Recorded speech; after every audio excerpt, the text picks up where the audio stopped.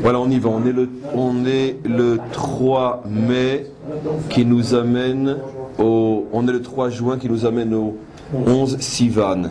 Et le cours est pour l'élévation de l'âme de Israël ben Zari, de Roger Yitzhak Amiel, Yehuda ben Yosef, Ganouna bat Mesaouda, Sarah Irene bat Esther, et pour la refoua shlema de Brigitte Diamante bat Mesaouda, et de Baruch ben Chaver Yaakov, et ainsi que pour la mémoire de Elazar Leizer ben Yosef à Barbanel. Et donc on est arrivé hier à cette notion de Ve'acharkar Nimshar.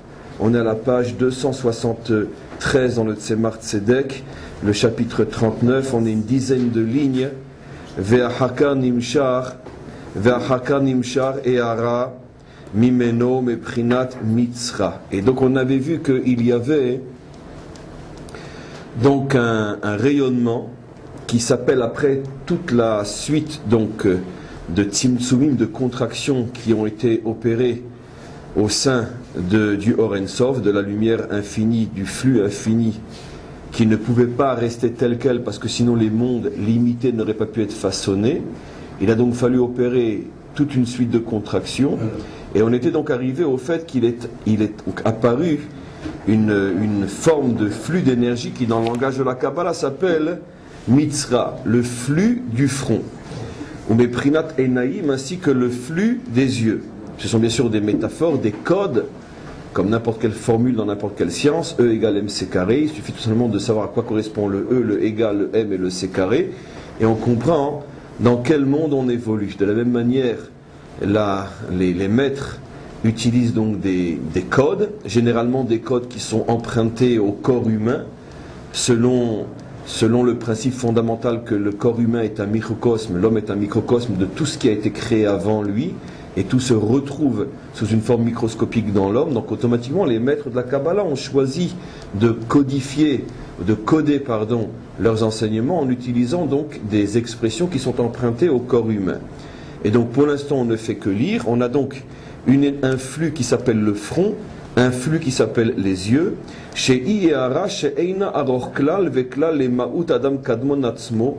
Et ces flux-là n'ont plus rien à voir avec le flux qui se trouvait avant les contractions, celui qui se trouvait donc à l'intérieur du Adam Kadmon, qui, comme on le sait, est le modèle fondamental, le premier modèle créé dans lequel s'est déversé le flux avec une puissance inimaginable, et c'est pour ça qu'il a fallu après encore opérer différentes contractions. On pourrait dire sans se tromper que si on devait donner un exemple terrestre, le Adam Kadmon correspond à la centrale nucléaire à partir de laquelle toute l'énergie du pays est diffusée. Et donc c'est l'endroit fondamental. Maintenant, centrale électrique ou nucléaire, peu importe, centrale électrique. Maintenant, même la centrale électrique elle-même, elle a été créée. De la même manière, Adam Kadmon lui aussi a été créé. Mais c'est le plus haut point des énergies qui se trouvent et qui partent dans l'ensemble des mondes créés.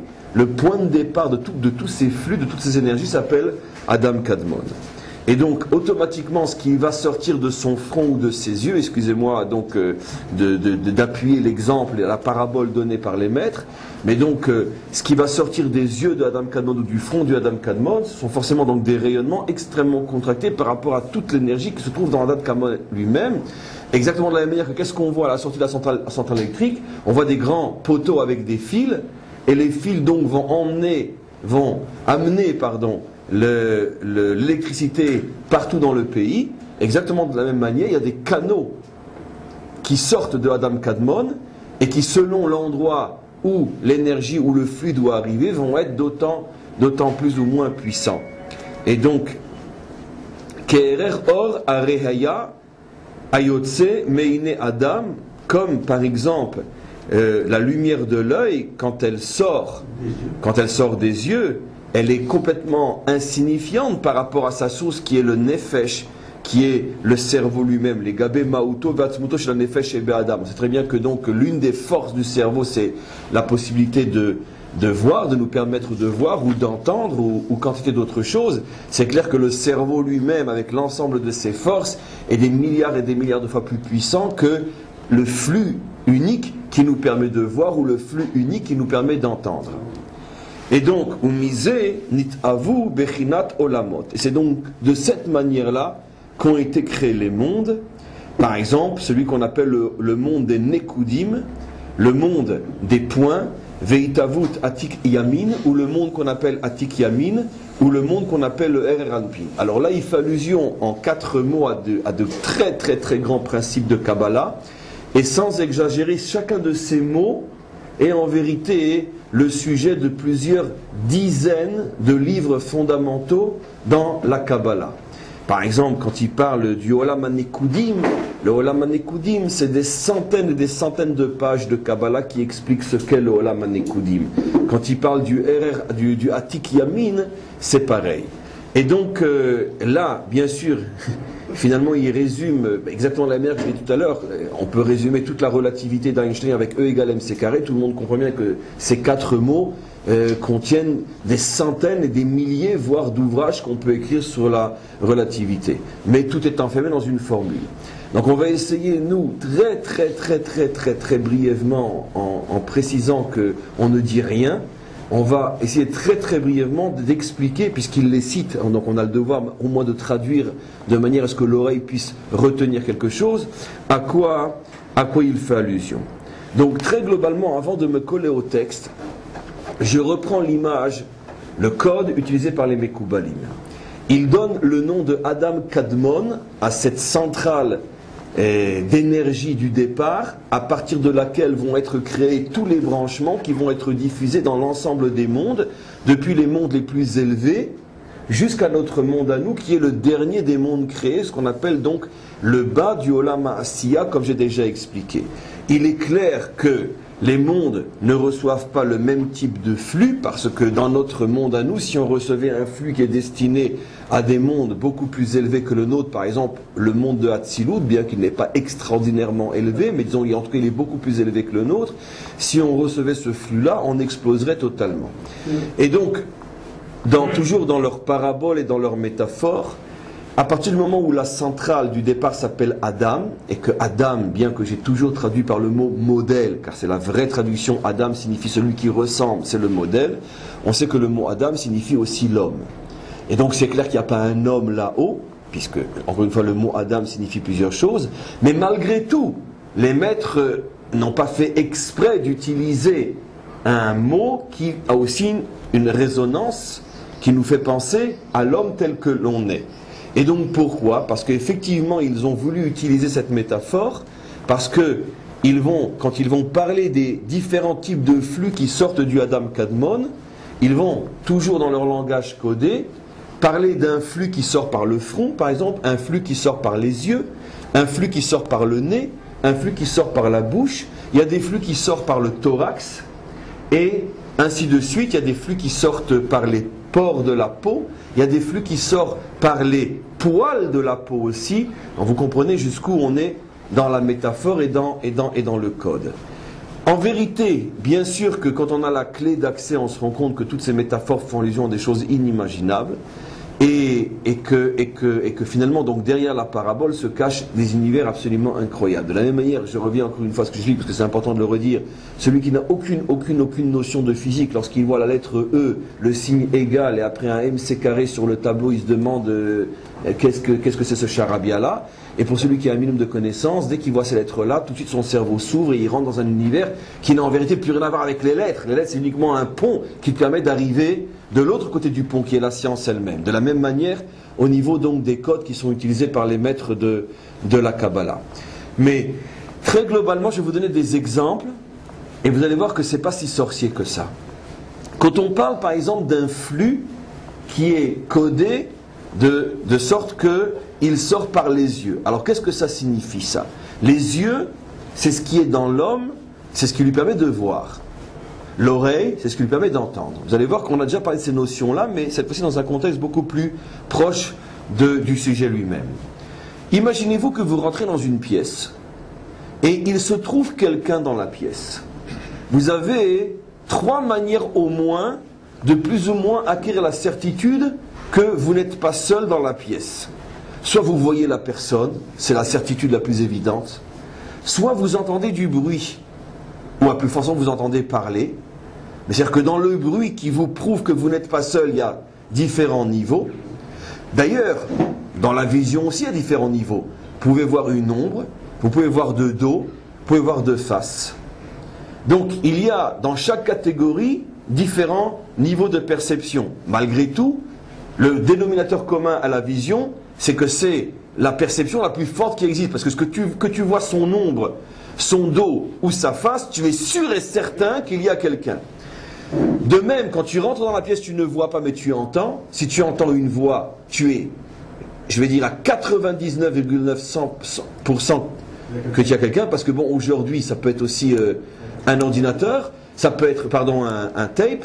Mais en vérité, même à l'époque où il n'y a pas de tape, ça peut être aussi quelqu'un qui parle de l'extérieur de la pièce, mais que toi tu l'entends parce qu'il parle dans la cour et tu crois qu'il est dans la pièce. Donc c'est pas une certitude à 100%, mais c'est disons du 99,9%. De même, tu peux entendre non une voix, mais des bruits qui ont l'air d'être des bruits humains. Et puis tu peux entendre des bruits qui peuvent peut-être être le bruit d'un chat, d'une souris ou je ne sais quoi, mais en tout cas ce que tu es sûr, c'est que ce bruit te fait comprendre que tu n'es pas seul, la seule créature dans la pièce. De même, tu peux descendre à un niveau beaucoup plus bas. Tu peux entrer dans une pièce, tu n'entends rien, et tu ne vois rien, tu n'entends rien, mais des fois tu as une argacha, tu as un pressentiment, tu ressens, parce qu'on sait très bien que le corps, l'être, est capable de capter des ondes qui ne sont pas nécessairement des ondes que l'on voit ou des ondes que l'on entend, et tu as un sentiment, un pressentiment qu'il y a quelqu'un. Tu ne peux pas définir pourquoi, c'est pas logique, mais tu sens qu'il y a quelqu'un. Et donc ça c'est le troisième niveau de perception. Et enfin, écoutez-moi bien, tu peux rentrer dans un endroit, non mais tu touches, pour toucher, tu vois forcément. Ou si c'est bon. C'est quelqu'un qui vous frôle. Oui, par exemple, effectivement, c'est aussi un niveau de perception, c'est vrai, mais tu as le niveau le plus bas de perception qui en vérité, ce n'est plus une perception, c'est une connaissance. Tu rentres dans un endroit, tu ne vois rien, tu n'entends rien, tu ne pressens rien, mais on t'a dit qu'il y avait quelqu'un. Mais si ce n'était qu'on t'a dit qu'il y avait quelqu'un, quand toi tu rentres, tu ne peux en aucun cas voir, entendre, ressentir qu'il y a quelqu'un. C'est le niveau le plus bas. C'est-à-dire que si ce n'était la connaissance, voilà. Maintenant regardez, on va essayer d'appliquer ces 4 exemples par rapport à des perceptions que peut avoir l'homme du divin. Il y a celui qui est au niveau de voir. Qui c'est qui est au niveau de voir? C'est le prophète lui-même. Puisque les prophètes eux-mêmes ont dit qu'ils ont vu. Maintenant, on est tous d'accord que dans la prophétie, il y a des niveaux infinis. Il n'y a pratiquement pas 2 prophètes qui sont au même niveau. Il y a celui qui voit comme on voit une ombre, qui lui indique qu'il y a quelque chose qui reflète l'ombre, mais il ne voit que l'ombre. Il y a celui qui voit un peu mieux, mais il voit de dos. Il y a celui qui voit de dos, mais de très loin, de dos, de très près. Il y a celui qui voit de face, mais de très très très loin. Celui qui voit moyennement loin. Celui qui voit vraiment de face très très près. Celui qui voit de face très très près, personne n'a encore atteint ce niveau-là. C'est le niveau que Moshe Rabbeinu a demandé, il ne lui a pas été donné. Lui, il a pu voir de dos. Ça veut dire quoi? C'est une métaphore, ça aussi. Mais il a eu une perception du divin aussi forte que celui qui verrait quelqu'un de dos, c'est-à-dire qu'il n'a plus aucun doute de l'existence, de la présence de celui qui est vu. Simplement, on ne peut pas vraiment le définir car on le voit de dos. Les prophètes, ils n'ont pas vu, ils ont entendu. Alors non, il y a des prophètes qui ont vu. C'est rempli dans tout le Tanar des prophètes qui disent qu'ils ont vu. Tous les prophètes disent qu'ils ont vu. Mais par rapport à la perception de Moshe, ils ont vu par exemple l'ombre. Ça veut dire, c'est ce qu'on appelle Aspakala de l'Omeira. Quand tu vois, par exemple, l'ombre de quelqu'un qui est reflétée sur le sol, tu es sûr que forcément, il y a une personne qui permet le reflet de l'ombre. Mais ce n'est pas la personne que tu vois, c'est l'ombre. La réponse est parfaite. C'est exactement comme ça que nos maîtres définissent la différence entre la vision du prophète standard et Moshe. Moshe a vu la chose elle-même, que Dieu me pardonne pour l'expression, mais de dos, alors que les autres prophètes ont vu l'ombre de l'être. Voilà. Mais malgré tout, alvaï qu'on arrive à voir l'ombre de Dieu. Parce que quand tu vois l'ombre, tu n'as plus non plus de doute qu'il y a quelque chose qui reflète l'ombre. C'est très différent de voir une ombre qui n'est qu'une illusion et voir l'être lui-même même de dos. Mais malgré tout, le fait de voir l'ombre te permet d'être sûr qu'il y a un projecteur d'ombre. Maintenant, il y a des prophètes qui ne sont même pas arrivés à ce niveau de l'ombre. Il n'en fait qu'entendre. Comme c'est rempli dans le Tanar. Des prophètes qui entendent. De même, quand tu entends, il y a différents niveaux de perception. Il y en a qui ont entendu la voix véritablement. Ça veut dire qu'ils n'ont aucun doute sur la source du son, sur la source de la parole. Il y en a d'autres qui ont entendu des sons qu'ils ont dû interpréter, déchiffrer. Il y en a d'autres qui ont entendu des bruits. Donc l'interprétation, le déchiffrage est encore beaucoup plus complexe. D'accord? Comme des codes militaires. Vous savez qu'il y a différentes manières de communiquer. On envoie des codes. D'accord? Et on sait que tel bruit correspond à telle lettre, etc. Ben, c'est tout simplement ce qu'on appelle les codes qu'on faisait au scout, là, le morse, etc. Et donc, on a appris que deux petits scintillements de lumière, ça veut dire A, par exemple, 3 ou 1,5, ça veut dire C. C'est comme ça qu'on reconstitue les phrases. Les prophètes, comme j'expliquais hier, c'est vraiment la suite du cours d'hier, allaient à l'école pour apprendre à décoder certains bruits spirituels qui leur permettaient d'avoir le langage qui correspond à ce bruit-là. Malgré tout, comme il s'agit d'interpréter, on n'est jamais à l'abri d'une erreur possible. L'erreur est humaine, tout prophète est-il. Et donc c'est pour ça qu'on a des exemples, en veux-tu, en voilà, dans le Tanakh, dans la Bible, de prophètes qui se contredisent, de prophètes qui s'accusent ou sont accusés d'être des faux prophètes, non qu'on pense que ce sont des charlatans, non qu'on remet en cause le fait qu'ils ont entendu quelque chose, mais on remet en cause leur interprétation, surtout si elle dérange le roi, parce que le roi n'a pas du tout l'intention de se plier à ce que le prophète lui dit de faire. Donc c'est très facile pour le roi de dire « ouais, mais qui me prouve que tu as bien interprété ?» Et si le roi sait qu'il a en face de lui un prophète qui appartient à la catégorie des décodeurs de bruit, alors là il aura très facile à dire au prophète laisse-moi tranquille. S'il a en face de lui un Moshe Rabbeinu, c'est déjà beaucoup plus difficile, parce que Moshe Rabbeinu, lui, il voit. Donc qu'est-ce que tu vas dire à Moshe? Il a vu. Donc en tous les cas, donc, encore une fois, les lumières qui sortent de l'œil signifient qu'il existe des mondes qui ont été créés avec le flux sortant de l'œil, c'est-à-dire décodés. Encore une fois, je dis que je ne dis rien. Parce que bien que vous avez l'impression que je dis énormément de choses, moi je sais que je ne dis rien par rapport à tout ce qu'il y a à dire. Mais en tous les cas, à notre niveau de ne rien dire, que signifient des flux qui sortent de l'œil? Ça signifie qu'il existe des mondes dans lesquels la perception de Dieu est aussi forte que le fait de voir quelqu'un. Donc vous imaginez que les créatures de ces mondes n'ont absolument aucun doute sur l'existence de Dieu. Il n'y a donc pas de libre arbitre possible, il n'y a pas de mauvais penchant possible, il n'y a pas d'erreur et de faute possible dans ces mondes-là. Il y a des mondes plus bas qui ont été créés avec des flux sortis de l'oreille. Quel est le décodage? Le décodage est que dans ces mondes-là, bien que la perception est extrêmement élevée, elle n'est pas aussi forte que celui qui voit, elle n'est qu'au niveau de l'entendre. Et aussi, dans ces mondes-là, il y a des niveaux infinis depuis le haut de ce monde jusqu'au bas de ce monde. Il y a celui qui entend la voix, il y a celui qui entend un son, il y a celui qui entend du bruit, etc. Et ainsi de suite. Il y a des mondes qui sont au niveau de ce qu'on appelle la Argasha. Ils ont été créés avec cette partie du Adam Kadmon. Pourquoi cette partie du Adam Kadmon? Parce que cette partie, c'est la partie qui symbolise le pressentiment. D'accord? C'est l'endroit du cœur. Tu ressens. De même, on sait que quand on ressent quelque chose, la respiration n'est pas la même. Pourquoi? Parce que quand tu ressens quelque chose de très bon, tu as une excitation, on pourrait dire et puis quand tu ressens une peur, tu as, on pourrait dire, un affaiblissement de la respiration. Donc c'est pour ça que quand les maîtres ont voulu coder ces mondes, ils expliquent que ce sont des lumières qui sortent du thorax. Et ainsi de suite. Que signifie des mondes qui ont été créés avec des flux qui sortent des pores de la peau? On sait que la peau respire, mais en vérité, la respiration de la peau, bien qu'elle apporte énormément de choses au corps, elle est infime par rapport à l'essentiel de la respiration qui est celle qui passe par la bouche et par le nez. Donc c'est un rajout important, mais de loin accessoire par rapport à la respiration essentielle. Quel est le décodage? Les mondes qui ont été créés avec les pores de la peau, ça fait allusion à des mondes dans lesquels le flux divin passe d'une manière extrêmement infime et diluée au point que ceux qui sont dans ces mondes-là ne perçoivent pratiquement rien. C'est qui ces mondes-là? Eh bien c'est entre autres nous. Nous on est les mondes des pores de peau, on s'est compris, des pores ou des pores, peu importe, parce que c'est des pores qu'il y a des pores. Et donc, c'est vrai en vérité, comme la perception elle est extrêmement faible, c'est ce qui fait qu'on se comporte comme des porcs et qu'on mange du porc. En tous les cas, En tous les cas, ça, ce sont ces différents exemples-là. Alors, il y a un autre monde qu'il cite, deux autres, je vais expliquer. C'est le monde des Nekudim, le monde des points, le monde du Atik Yomin et le monde du Erer Anpin. Atik Yamin signifie celui qui est en dehors du temps. Arir Yamim, celui qui descend dans le temps. Alors je vais expliquer les deux derniers, c'est les plus faciles.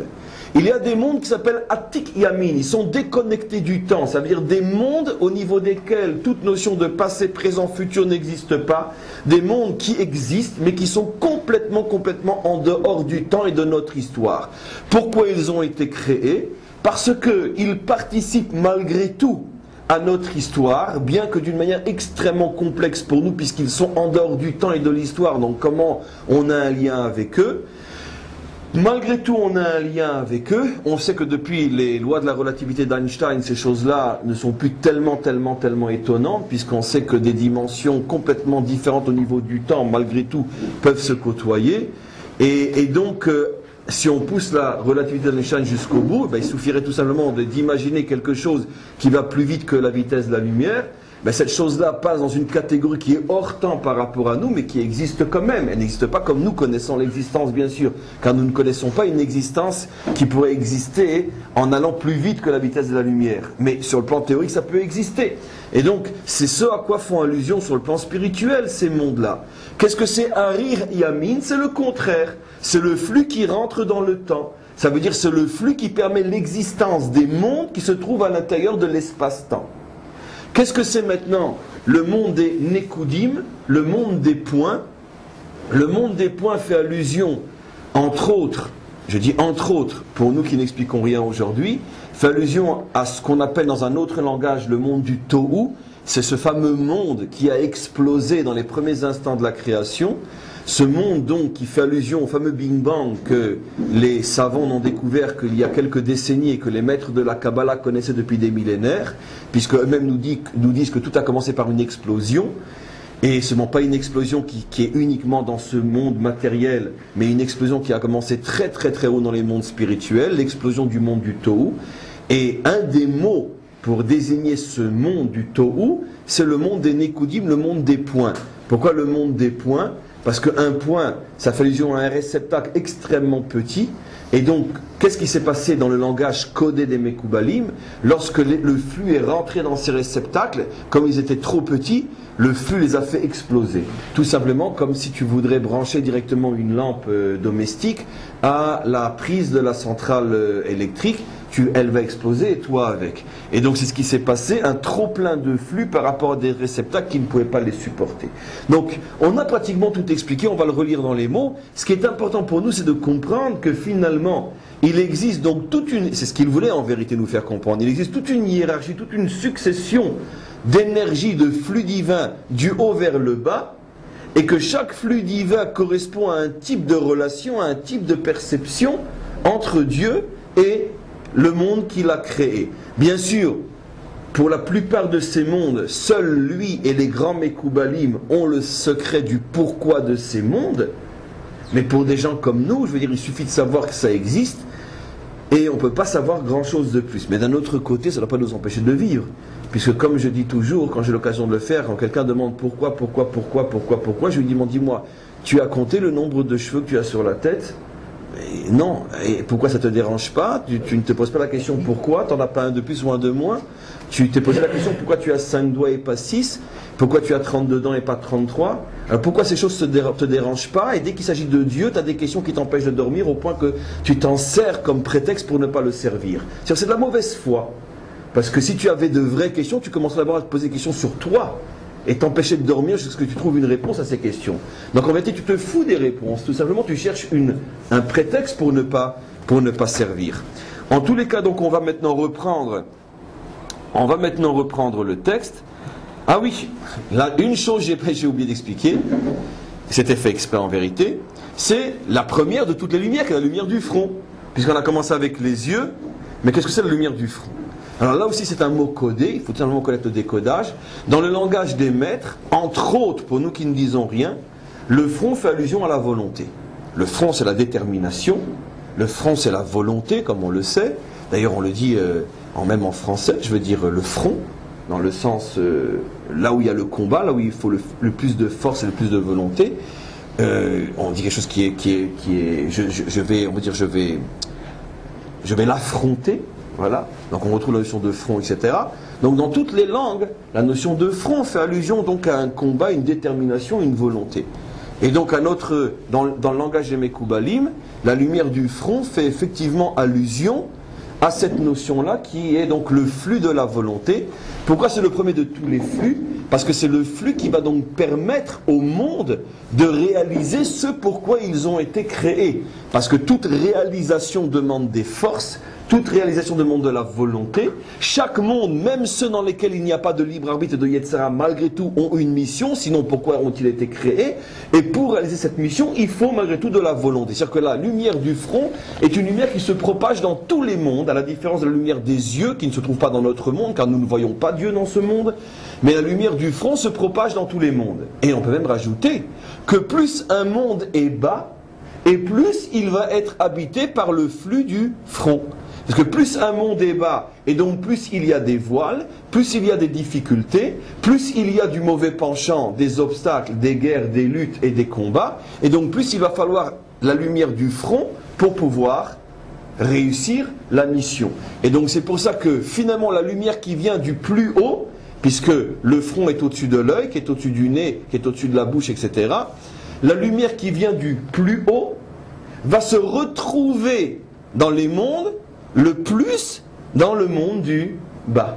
Et on retrouve ce principe fondamental, sauf ma'aseh b'machashava trila. C'est précisément dans les mondes les plus bas que tu vas trouver les flux qui proviennent des mondes les plus hauts. Donc, en yush be'olam klal, il n'y a aucune possibilité de se désespérer de notre situation ici en bas, parce que c'est vrai que Dieu nous a privés pour l'instant de la lumière des yeux, de la lumière des oreilles, de la lumière du nez, puisqu'on ne voit rien, on n'entend rien, on ne ressent rien du divin.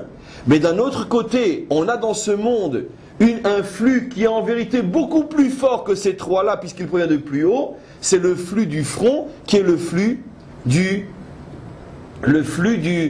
la volonté. Derer Agav, l'un des noms du Mashiach, il s'appelle Tzemach. Et Tzemach David Avdecha. Tzemach qui veut dire la pousse, mais qui sont aussi lettres du mot Metzach, le front. Et donc c'est pour ça que le Mashiach s'appelle Tzemach, Ish Tzemach, l'homme qui pousse. Comment ne pas le voir? Ça fait des mois qu'on étudie le Tzemach Tzedek. Comment on peut ne pas le voir? Le livre s'appelle le Tzemach Tzedek. Et le Tzemach Tzedek, c'est l'un des noms du Mashiach, c'est-à-dire la pousse de justice, la plante de justice.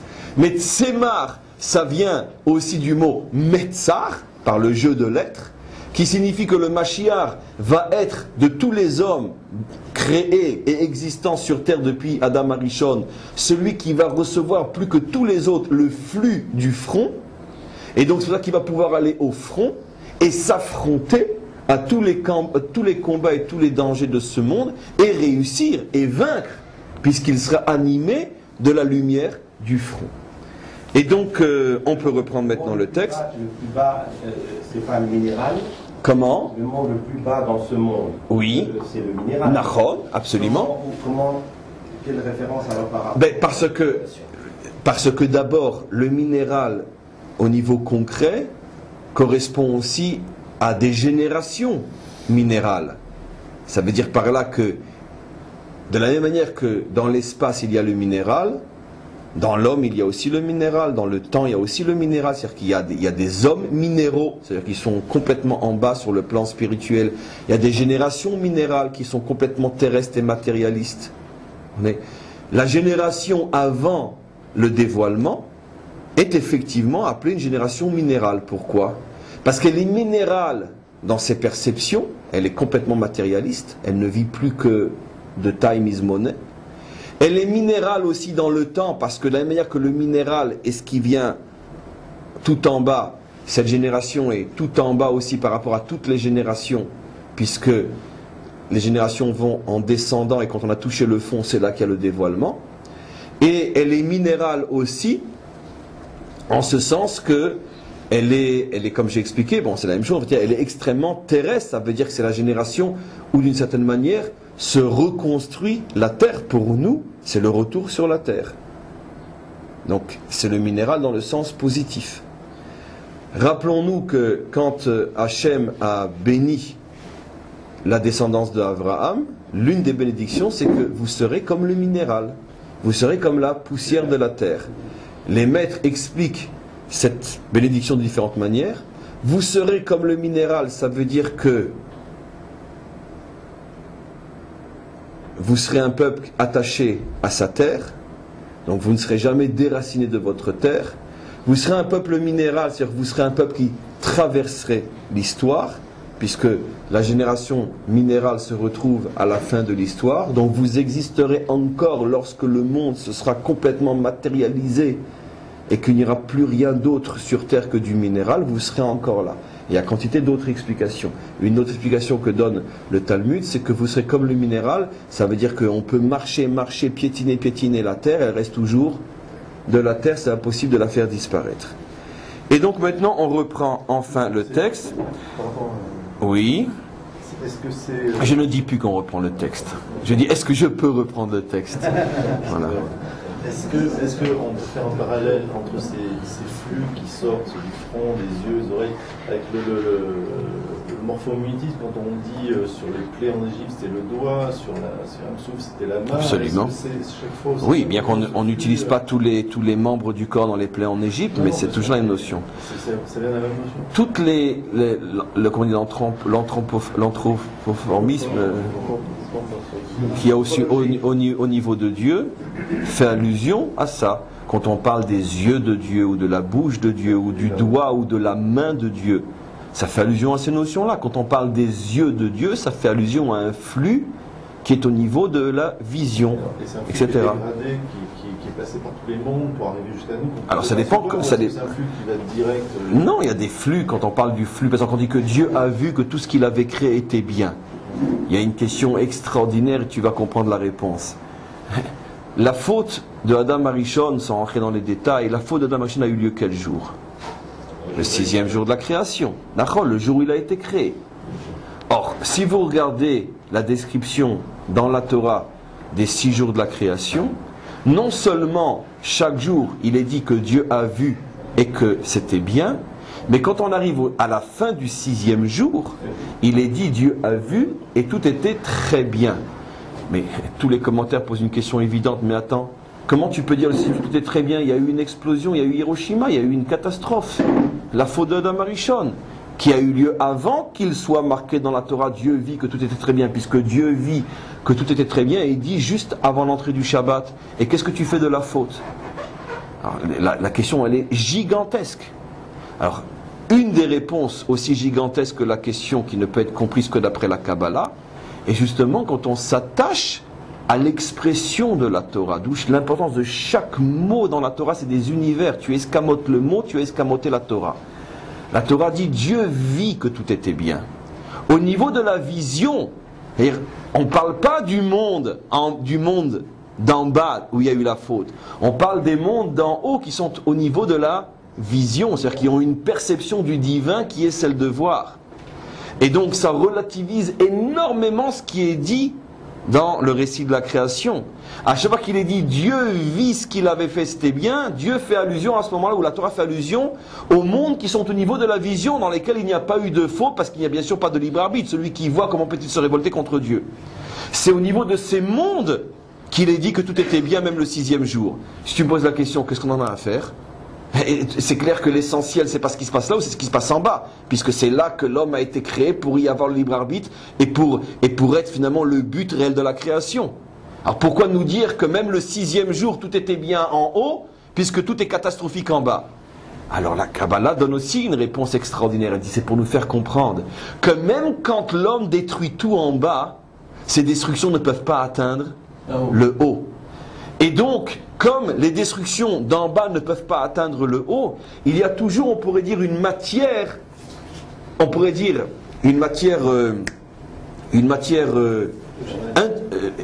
intouchable, inattaquable, une matière indestructible, à partir de laquelle tout va pouvoir être reconstruit.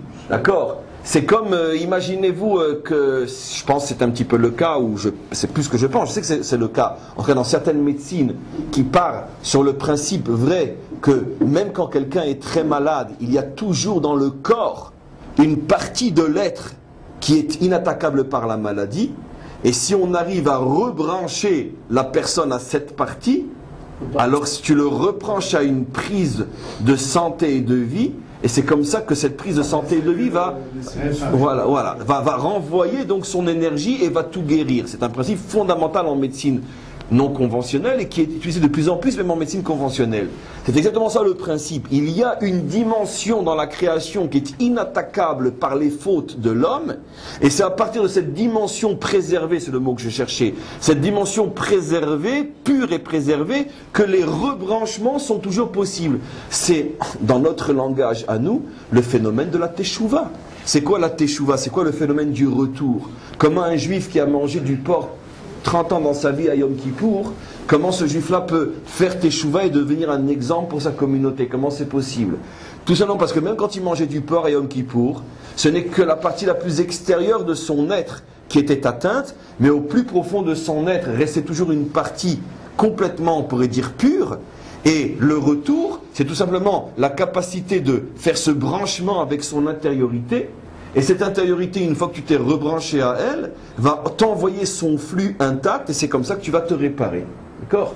Et donc, c'est pour ça que justement, le 6e jour, bien qu'il y a eu la faute, on nous dit Dieu vit que tout était très bien, pas seulement bien, très bien, comme pour nous dire, ne vous inquiétez pas, j'ai déjà prévu une parade, même que vous détruisez mon monde, vous ne le détruisez qu'en bas. Mais en haut, vous ne pouvez pas le détruire, et c'est le haut qui va permettre donc finalement la réparation du bas. Puis-je continuer? Oui. Alors on y va.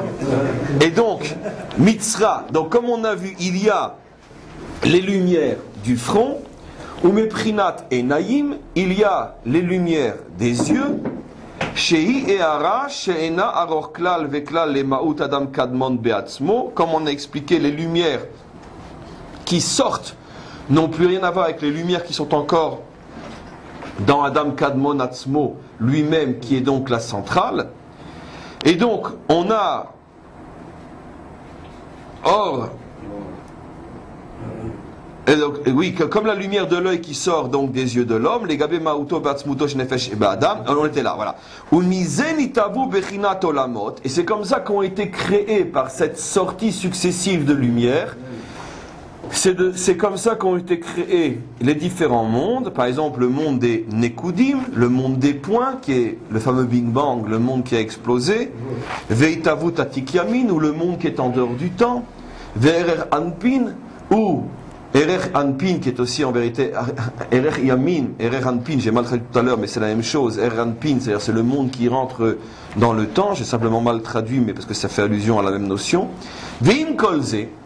Et malgré tout ce que je viens d'expliquer, lo hayu maspikim tzimtzumim elu leitavot olam ha'atzilut. Malgré tout ce que j'ai expliqué, dit le Tzemach Tzedek, c'est uniquement dans les mondes qui ont été créés depuis Adam Arishon, en passant par l'œil, bon, il les cite pas tous, mais je les cite pour lui, le nez, la bouche, etc. Mais on est encore avant le monde de Hatzilut, qui lui fait déjà complètement partie de notre dimension à nous, puisque notre dimension à nous se compose de 4 parties, Hatzilut, Bria, Yetzira et Asiya. Et donc pour l'instant je n'ai expliqué, dit le Tzemach Tzedek, que les mondes jusqu'à Hatzilut. Mais quand on arrive à Hatzilut, il va falloir maintenant refaire une nouvelle contraction pour pouvoir continuer. Les mâts d'Avardemé, à quoi ça ressemble? La centrale électrique, de laquelle sortent différents fils plus ou moins gros selon l'endroit où doit arriver l'électricité, mais malgré tout ces différents endroits ont tous en commun qu'ils peuvent recevoir un fil directement de la première centrale. Mais maintenant, on veut arriver à un nouvel endroit qui lui ne peut en aucun cas, même avec un tout petit fil, être branché à la première centrale parce que c'est déjà trop fort pour lui. Qu'est-ce qu'on va faire? On va reconstruire une nouvelle centrale qui, elle, va recevoir l'énergie de la première, va la contracter une fois de plus, et de cette deuxième centrale, on va faire sortir de nouveaux fils vers de nouveaux endroits, et ainsi de suite. C'est exactement ce qui se passe. Comment? C'est le transformateur, exactement. C'est exactement ce qui se passe ici. On a une première centrale qui s'appelle Adam Kadmon. Celle-là peut nourrir les mondes qui s'appellent le monde du front, qui s'appelle le monde des yeux, le monde de la bouche, Atik Yamin, Ariranpin, etc. Mais maintenant, on veut aller plus loin, on veut arriver à Tzilut. Ça ne suffit pas. Il faut une nouvelle contraction, une nouvelle centrale, et à partir de cette nouvelle centrale, on va pouvoir créer le monde à Tzilut. Alors pour l'instant, bien sûr, c'est du charabia, mais on continue. Et on va essayer de déchiffrer dans quelques instants. Donc pour l'instant, on voit le texte. Veim kolse. Malgré tout ça, lo ayu maspikim tzimtzumim helu, ça ne suffisait pas. Toutes ces contractions, c'est-à-dire les premières contractions ne suffisent pas. Leitavot olam atzilut, si on veut créer le monde de Atzilut. Achacharkar, et c'est pour ça qu'il a fallu utzrar liot tzimtzum adikna. Alors on continue dans les codes. Ça y est, donc c'est extraordinaire aujourd'hui parce qu'il fait allusion à des notions de Kabbalah, mais vraiment pure et dure. C'est pas souvent. Enfin, tout le livre a pour fondement la Kabbalah. Mais généralement, une Kabbalah, on pourrait dire qu'il a volontairement dilué dans le langage de la Chassidoute pour que ça soit plus abordable. Mais là, dans ces lignes-là, pour des raisons qu'on expliquera peut-être, il reprend la Kabbalah dans sa formulation. Et vous savez que, comme j'ai expliqué, on l'avait joué, la formulation de la Kabbalah est extrêmement anthropomorphisme. Ça veut dire qu'on parle beaucoup donc des parties du corps humain. Et c'est pour ça que là, donc, il va dire que il a fallu une deuxième centrale. Comment on l'appelle cette centrale-là? La barbe. La centrale de la barbe. Dikna. Alors bien sûr, il n'y a pas de barbe en haut, comme il n'y a pas de barbe en bas. Mais, c'est la barbe à papa, oui, je l'attendais, on la connaissait. Mais en tous les cas, cette deuxième centrale, qui va permettre au flux de continuer son chemin, est appelée la centrale de la Dikna. Dikna, c'est en araméen. Le Dalet est un Zaïn. En hébreu, en araméen, le Zaïn se transforme en Dalet. Donc, Zaken devient Daken. Et donc, Zikna, Dikna. Pourquoi un Aleph à la fin? Parce qu'en araméen, tous les mots pratiquement se terminent par un Aleph. Donc, Dikna, Bimkom, Zaken. Zaken, c'est la barbe. Daken ou Dikna. Et donc, Liot Tzimtzuma Dikna, il a fallu donc une nouvelle contraction qui s'appelle la contraction de la barbe, c'est-à-dire, Daïnu, chez Nimshar Aor Rak Meprinat Saharot. C'est-à-dire que la barbe fait allusion, bien sûr, à des poils, donc à des rétrécissements, des canaux infiniment étroits qui vont vers le bas. J'ouvre et je ferme une parenthèse. Encore une fois, une allusion au fait que les moindres détails dans le corps humain font allusion à des notions inimaginables. Aujourd'hui, le fait de porter ou non une barbe n'est plus un signe véritablement d'identité juive. D'accord ? C'est plutôt une marque, on pourrait dire, de religiosité d'une certaine manière, mais pas une marque identitaire. Mais sachez qu'à l'époque du roi David, comme je l'ai déjà dit des milliers de fois, d'accord, le plus grand affront que tu pouvais faire à un juif, c'est lui couper la barbe. Ça pouvait être une cause de déclaration de guerre. Donc ce fameux passage connu donc, dans le livre de Shmuel, enfin Melachim Aleph, pardon, où 2 soldats de David par mégarde ont traversé la frontière. À cette époque-là, il n'y avait pas des postes frontières et des lignes extrêmement visibles, donc ils se sont trompés, ils sont rentrés en territoire ennemi, ils se sont fait attraper et ils ne se sont fait ni tuer, ni torturer, ni rien. On leur a simplement coupé la barbe et on les a relâchés. C'est ce que les nazis ont fait en premier. Oui, c'est vrai, bien qu'ils ne voulaient pas s'arrêter là. C'est vrai, vous avez parfaitement raison. C'est vrai que c'est un signe, en vérité, qu'anirait que, comme toujours, les grands et vrais antisémites comprennent mieux qu'un juif ce qu'un juif. C'est toujours d'eux qu'on apprend finalement ce qu'on devrait être. De ce qu'ils nous prennent, on comprend ce qui est vraiment à nous. Et donc, qu'est-ce qu'ils ont fait? Ils ont rasé tout simplement les 2 soldats de David et les ont lâchés. Ils sont venus chez David, regarde ce qu'ils nous ont fait. Immédiatement sur le champ, d'accord, qu'est-ce qu'a fait le bon roi David? Déclaration de guerre, qui s'est soldée par des dizaines de milliers de morts. Alors il y a 2 possibilités de comprendre, d'accord?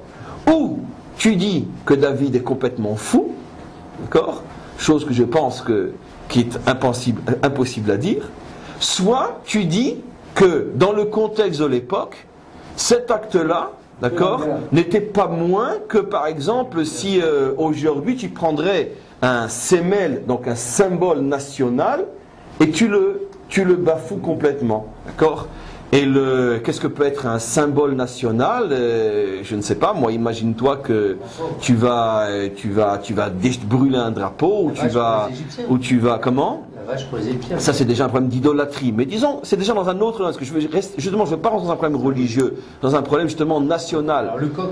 Et donc, en tous les cas, David a compris qu'il s'attaquait à un symbole national. Et que c'était tout simplement une déclaration de guerre. Et donc David a utilisé le principe bien connu, d'accord, n'attends pas de recevoir le premier coup, devance ton ennemi et frappe le premier. Donc Abba leorgecha, ashkem veorgo, celui que tu sais qu'il vient pour t'attaquer, si tu peux le faire, devance-le et attaque-le le premier. Et donc David a compris que ici, il y avait tout simplement une déclaration de guerre, ou une préparation à la guerre de la part du voisin, puisque c'est ça ce que le voisin voulait signifier à David, en s'attaquant donc à la barbe de ses soldats. Donc de là, on comprend que finalement la barbe, en tout cas dans ces époques-là, était véritablement un symbole identitaire, un symbole national. En vérité, ça va beaucoup plus loin que ça. On sait comme on va l'effleurer aujourd'hui et un peu plus la semaine prochaine, puisque demain c'est le cours de Paracha. Mais en tous les cas, la barbe fait allusion, comme on le voit ici, à des notions beaucoup plus élevées encore. La barbe fait allusion à la deuxième centrale qui va permettre, la deuxième centrale en haut, qui va permettre une deuxième contraction de lumière afin que la lumière puisse continuer à se propager vers d'autres horizons, vers d'autres mondes, et en particulier dans notre monde à nous. Ce qui voudrait dire que finalement que la barbe a un rôle essentiel de permettre au flux divin de venir jusqu'à l'homme dans sa situation terrestre. Ça veut dire que d'une certaine manière, je vais le dire on peut dire de manière extrêmement diluée, mais par politesse, parce que c'est encore plus fort que ce que je vais dire, quelqu'un qui n'a pas de barbe, d'une certaine manière, est déconnecté d'une certaine forme profondément juive du divin. Puisque la barbe en bas va signifier que tu as la connexion avec le haut, une connexion qui permet d'arriver vers le bas. Puisque c'est exactement ce qui s'est passé en haut. Il a fallu une deuxième centrale pour que le flux continue à descendre vers les mondes inférieurs. Et sans cette deuxième centrale, les flux auraient été bloqués en haut.